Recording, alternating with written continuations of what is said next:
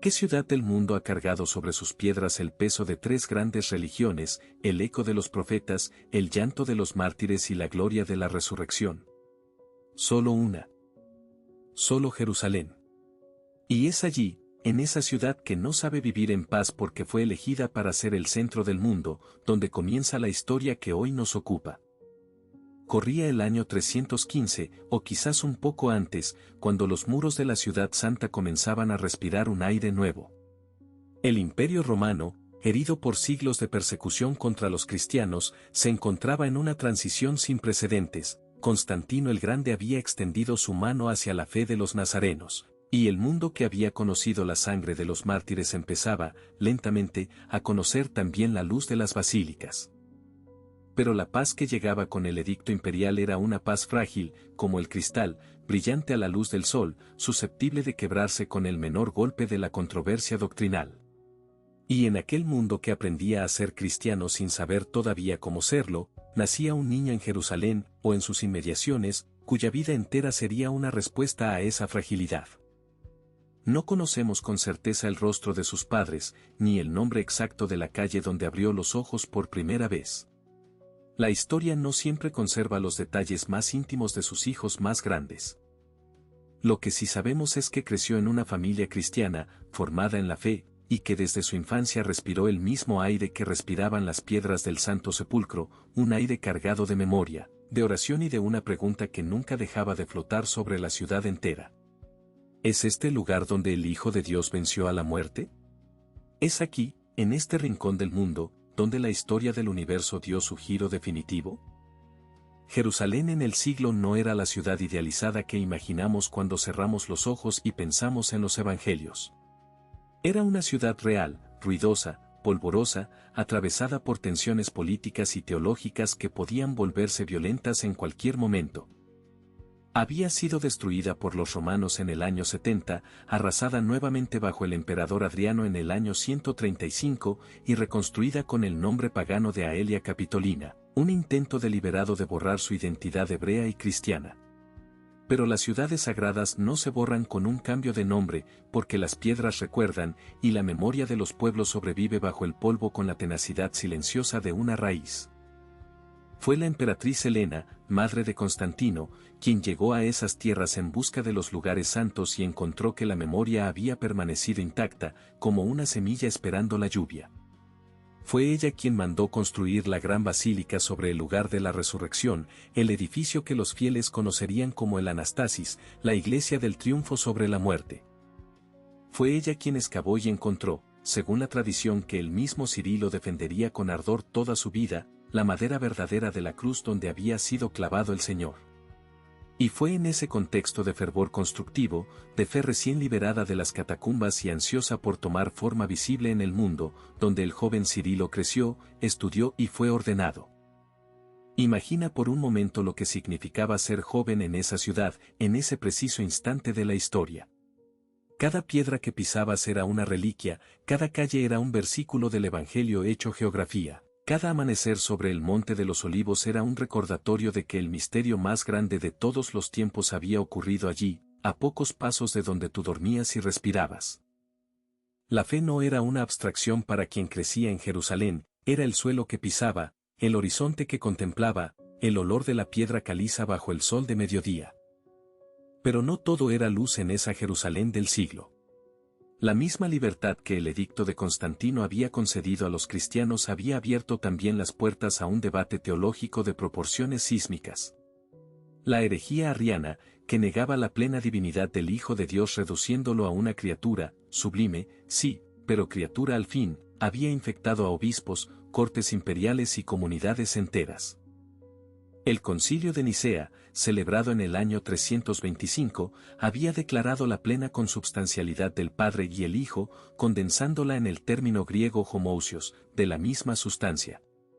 Pero una declaración conciliar no silencia a los hombres que no quieren escuchar, y el arrianismo siguió extendiendo su sombra sobre la Iglesia como una tormenta que se niega a marcharse después del trueno. En ese mundo dividido, un joven diácono de Jerusalén comenzaba a hacerse notar por la profundidad de su conocimiento, la claridad de su palabra y algo que no puede enseñarse en ninguna escuela, Una presencia espiritual que hacía que la gente se detuviera a escucharlo. Su nombre era Cirilo. Y aunque él todavía no lo sabía, o quizás sí lo intuía en esos momentos de oración silenciosa ante el Santo Sepulcro, cuando la ciudad dormía y solo quedaban las estrellas y el eco de las promesas eternas, su vida entera estaba siendo preparada para una misión que trascendería su tiempo, su ciudad y sus propias fuerzas. Porque hay hombres que nacen en el momento justo, en el lugar exacto, para hacer lo que nadie más podría hacer. Cirilo de Jerusalén era uno de ellos, y su historia apenas comenzaba. ¿Puedes imaginar lo que significa recibir instrucción sobre el bautismo frente al mismo lugar donde resucitó el Señor? No en una sala de clases, no en el frío de una biblioteca, sino allí, a pasos del sepulcro vacío, con el olor de la piedra y el incienso mezclándose en el aire de la mañana. Eso era lo que Cirilo ofrecía a los que llamamos catecúmenos, a los hombres y mujeres que se preparaban para recibir la fe no como una herencia cultural, sino como una decisión que lo cambiaba todo. Cuando Cirilo fue ordenado obispo de Jerusalén, alrededor del año 350, heredó una sede que era, al mismo tiempo, la más gloriosa y la más disputada del mundo cristiano. Gloriosa porque custodiaba los lugares donde el Evangelio había dejado de ser promesa para convertirse en historia visible. Disputada porque el arrianismo, lejos de retroceder tras el concilio de Nicea, había ganado terreno en las cortes imperiales y en muchas sedes episcopales, y Jerusalén no era una isla inmune a esa marea. Cirilo sabía que gobernar esa iglesia no sería un ejercicio de administración eclesiástica, sería una batalla por la fe, librada no con espadas sino con palabras, con sacramentos, con la paciencia lenta y obstinada de quien enseña la verdad sabiendo que la verdad tiene sus propios tiempos. Y así fue como empezó lo que hoy consideramos su legado más luminoso. Cada año, durante la Cuaresma, Cirilo reunía a los candidatos al bautismo en la Basílica del Santo Sepulcro y comenzaba un proceso de iniciación que era, a la vez, teología y poesía, doctrina y experiencia mística. Sus palabras no eran las de un manual, eran las de un guía que conocía el camino porque él mismo lo había recorrido, que señalaba los peligros porque él mismo los había enfrentado, que describía la gracia con la precisión de quien no la supone, sino que la ha tocado.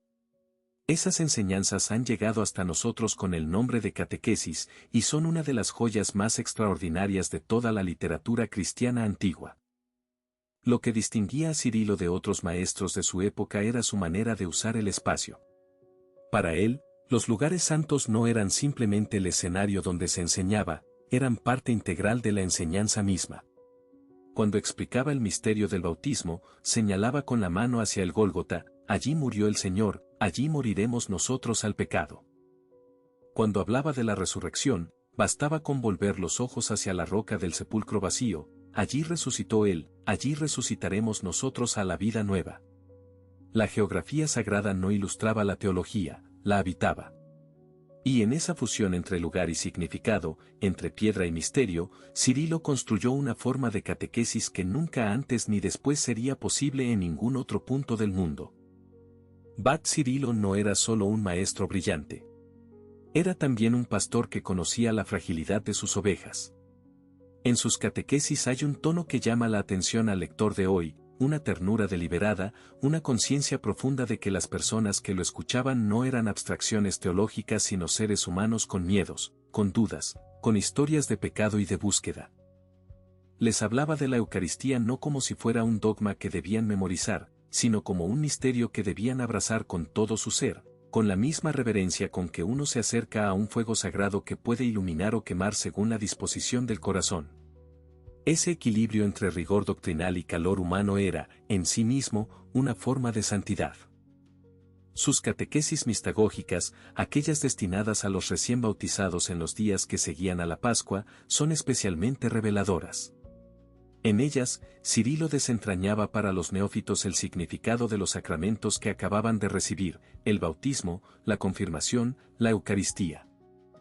Lo hacía con un lenguaje que mezclaba la precisión del teólogo con la imagen del poeta, describiendo el agua bautismal como un sepulcro y una madre al mismo tiempo, tumba para el hombre viejo, vientre para el hombre nuevo. Esa capacidad de sostener dos verdades aparentemente contradictorias, muerte y nacimiento, oscuridad y luz, era el sello característico de su pensamiento y también el reflejo más fiel de la fe que defendía. Hay un momento en sus catequesis que merece detenerse, porque en él se revela algo de la lucha interior que Cirilo nunca exhibía abiertamente, pero que dejaba escapar en destellos. Al hablar de la fe, no la presenta como algo sencillo o automático, sino como una decisión que cuesta, como una cuerda tendida sobre el abismo que se atraviesa paso a paso, con el corazón en la garganta. Sabemos hoy, con la perspectiva que da la distancia, que Cirilo hablaba desde la experiencia. Él mismo había tenido que elegir entre la comodidad de la ambigüedad doctrinal y la incomodidad de la fidelidad a Nicea. Y había elegido, a un precio que todavía no había terminado de pagar. La Jerusalén que Cirilo habitaba y amaba era una ciudad de piedras eternas y de tensiones muy humanas. Él la conocía con la intimidad de quien ha caminado sus calles de noche, solo, preguntándose si lo que enseñaba era verdad suficiente para sostener a quienes lo escuchaban. Y precisamente porque se había hecho esa pregunta y había encontrado la respuesta en el silencio del sepulcro vacío, podía pararse frente a sus catecúmenos y hablarles con la autoridad serena de quien no repite lo que ha aprendido, sino que comparte lo que ha visto. ¿Qué hace un hombre cuando el poder que debería protegerlo se convierte en el instrumento de su destrucción? Cuando quienes llevan la misma mitra, el mismo báculo, el mismo nombre de obispo, se vuelven los ejecutores de una injusticia disfrazada de autoridad eclesiástica? Esa pregunta no es abstracta ni filosófica. Tiene un rostro concreto, un nombre preciso, una ciudad, Acacio de Cesarea, y la Palestina del siglo IV, donde la herejía había aprendido a vestirse con los ropajes del poder institucional. Para entender lo que le ocurrió a Cirilo, es necesario comprender primero la naturaleza del conflicto que desgarraba a la Iglesia desde adentro. El arrianismo no era simplemente un error teológico de segunda categoría, era una visión completa del mundo cristiano que reordenaba la relación entre Dios y la creación, entre el Padre eterno y el Hijo engendrado. Arrio, el presbítero alejandrino cuya enseñanza había encendido la hoguera, sostenía que el Hijo de Dios era una criatura excelsa, sí, incomparable en dignidad, pero criatura al fin. Hubo un tiempo en que no existía, y fue hecho por el Padre de la nada. El Concilio de Nicea en el año 325 había condenado esta doctrina con la fuerza de la definición dogmática, pero los hombres que la sostenían no habían desaparecido con la firma del documento conciliar.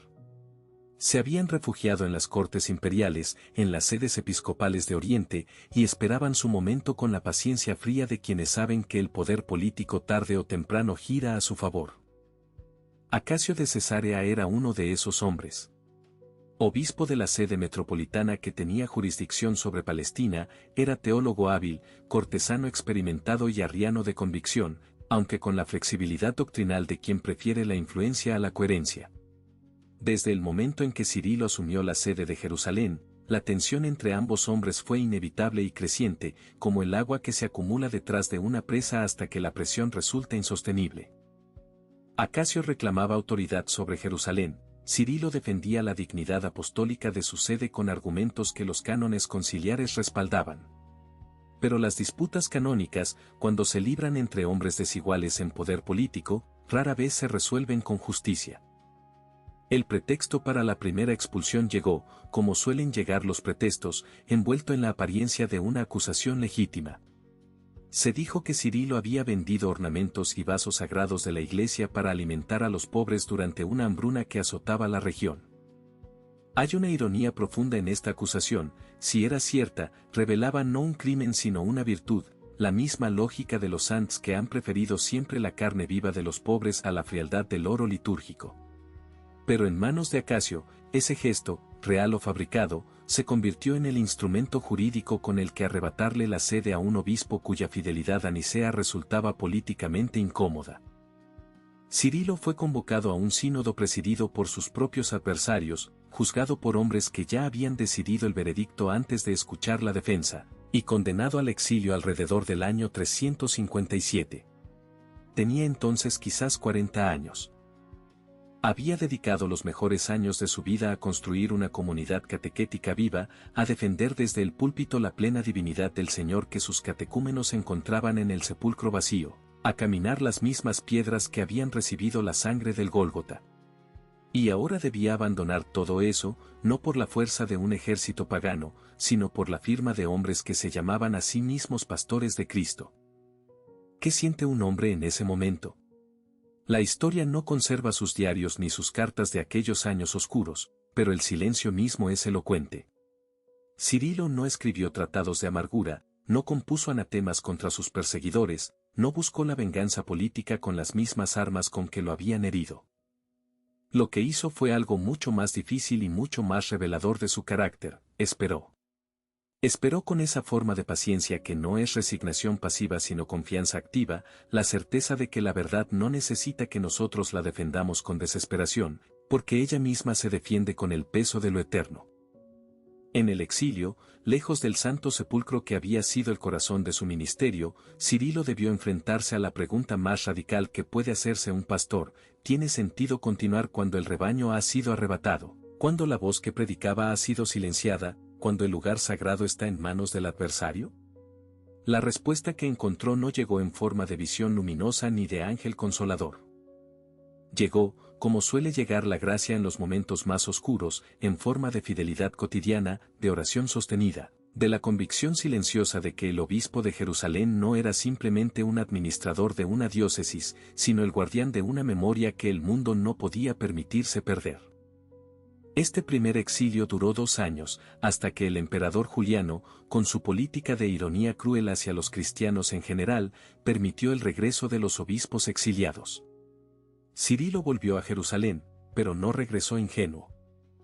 Había aprendido algo que ninguna catequesis puede enseñar y que solo el sufrimiento entrega: que la verdad tiene un costo, que la fidelidad no es gratuita, y que quien decide custodiar el sepulcro del Señor debe estar dispuesto a cargar, él también, con una cruz propia.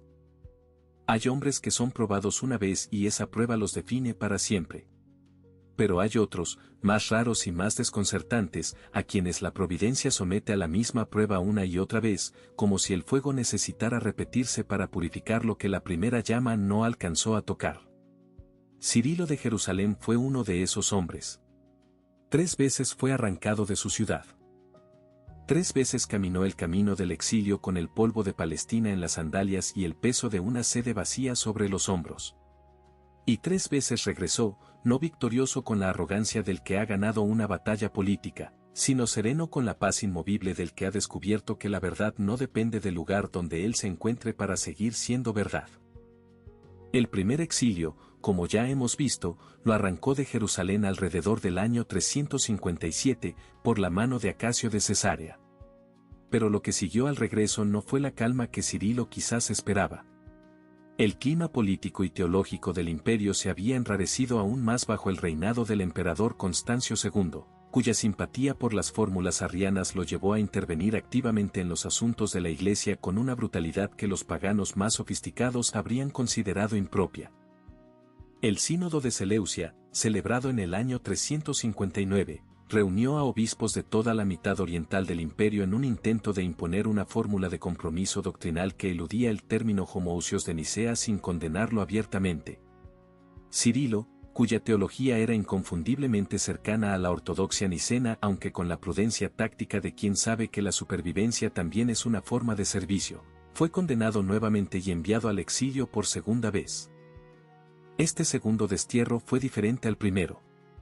No porque las circunstancias externas fueran más crueles, sino porque Cirilo era ya un hombre que había aprendido lo que cuesta volver.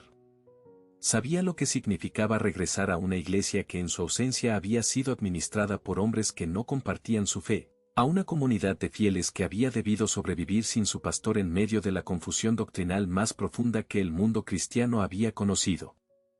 La segunda expulsión tenía, por tanto, el sabor agravado de lo que ya se ha sufrido y debe sufrirse de nuevo, como quien bebe de un cáliz amargo sabiendo exactamente su sabor antes de llevarlo a los labios. Y sin embargo, lo bebió. La muerte del emperador Constancio II en el año 361 abrió brevemente una ventana de regreso. Su sucesor, Juliano el Apóstata, aquel sobrino de Constantino que había abandonado el cristianismo para restaurar el paganismo romano, tomó la irónica decisión de permitir el retorno de todos los obispos exiliados por razones doctrinales, calculando que la división entre ellos sería más útil para sus propósitos que cualquier persecución directa. Fue así como Cirilo pisó de nuevo las piedras de Jerusalén, consciente de que su regreso era una concesión del enemigo más que una victoria de la fe. Pero Cirilo nunca confundió el instrumento con la providencia. Si Dios podía escribir recto con líneas torcidas, también podía servirse de un emperador apóstata para devolver a un obispo fiel a su sede. El reinado de Juliano fue breve, apenas 2 años, y su muerte en combate en el año 363 truncó el experimento pagano antes de que pudiera echar raíces profundas. Pero los emperadores que lo sucedieron no trajeron el alivio que Cirilo esperaba. Valente, que gobernó la mitad oriental del imperio desde el año 360 y hasta el 378, era un arriano convencido y un perseguidor sistemático de los obispos fieles a Nicea. Bajo su reinado llegó el tercer exilio, el más largo y el más oscuro de todos, más de 11 años fuera de Jerusalén, más de una década en la que Cirilo caminó por tierras ajenas sabiendo que la ciudad que había consagrado con su enseñanza, la ciudad donde el Señor había muerto y resucitado, estaba bajo el gobierno de un pastor que predicaba a un Cristo disminuido, reducido a la categoría de criatura sublime. Esos 11 años son el corazón oscuro de la vida de Cirilo y también su prueba más reveladora. Un hombre que ama el poder regresa a buscarlo cuando las circunstancias lo permiten. Un hombre que ama el confort encuentra la manera de acomodarse a los nuevos dueños del palacio. Pero un hombre que ama la verdad por encima de todo lo demás permanece fiel a ella aunque esa fidelidad lo condene a la irrelevancia, al silencio y al olvido. Cirilo no cedió. No firmó ninguna fórmula ambigua que le hubiera permitido volver a su sede al precio de una traición doctrinal. No compró su regreso con la moneda de la complicidad. Esperó, enseñó donde pudo, oró donde debió, y mantuvo encendida en su interior la llama que los vientos del exilio no lograron apagar. El año 378 trajo la muerte del emperador Valente en la catastrófica batalla de Adrianópolis, donde los godos aniquilaron al ejército romano en una derrota que sacudió los cimientos del mundo antiguo. Para los obispos nicenos exiliados, esa batalla fue algo más que una noticia política, fue la señal de que los tiempos estaban girando. El nuevo emperador Teodosio I era un hombre de fe ortodoxa, y su ascenso al trono oriental significó el fin de la era arriana en el gobierno del imperio. Cirilo regresó a Jerusalén por tercera y última vez, anciano ya, desgastado por décadas de destierro, pero con una serenidad en el rostro que sus contemporáneos describían como la de alguien que ha pasado por el fuego y ha descubierto que el fuego no tiene poder sobre lo que pertenece a Dios. En el año 381, el Concilio de Constantinopla reunió a los obispos del mundo cristiano para reafirmar la fe de Nicea y dar forma definitiva al credo que los fieles recitan hasta el día de hoy. Cirilo estuvo allí, como testigo vivo de que la verdad sobrevive a sus perseguidores, como prueba andante de que el exilio no es el fin de nada, sino el crisol donde se forjan los hombres que la historia no puede olvidar. Los grandes hombres no mueren cuando dejan de respirar. Mueren, si es que alguna vez mueren del todo, cuando el último corazón que los recuerda se apaga sin haber transmitido la llama. Cirilo de Jerusalén murió en el año 387, anciano y en paz, en la ciudad que 3 veces había tenido que abandonar y 3 veces había recuperado como quien recupera lo que le pertenece por derecho de amor. No murió en el exilio, no murió en la controversia, no murió con el sabor de la derrota en los labios. Murió en su sede, en su ciudad, con el Santo Sepulcro a pocos pasos y el credo de Nicea reinando ya sin contestación en el horizonte de la iglesia que él había contribuido a defender con toda su vida. Pero lo que Cirilo dejó al morir no era simplemente el recuerdo de un hombre justo.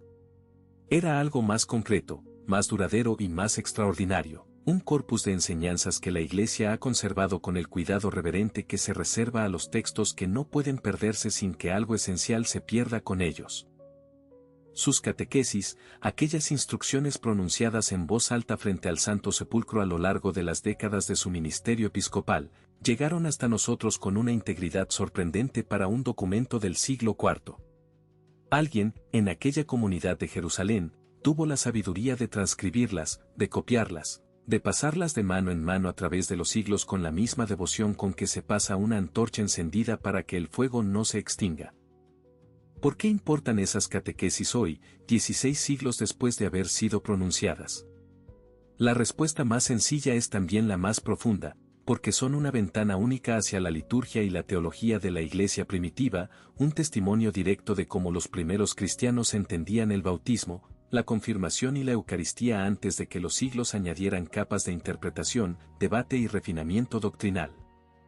Leer a Cirilo es como encontrar una fotografía de la fe en su estadio más cercano a los orígenes, cuando las manos que habían tocado a los apóstatas aún alcanzaban a tocar las manos de los vivos.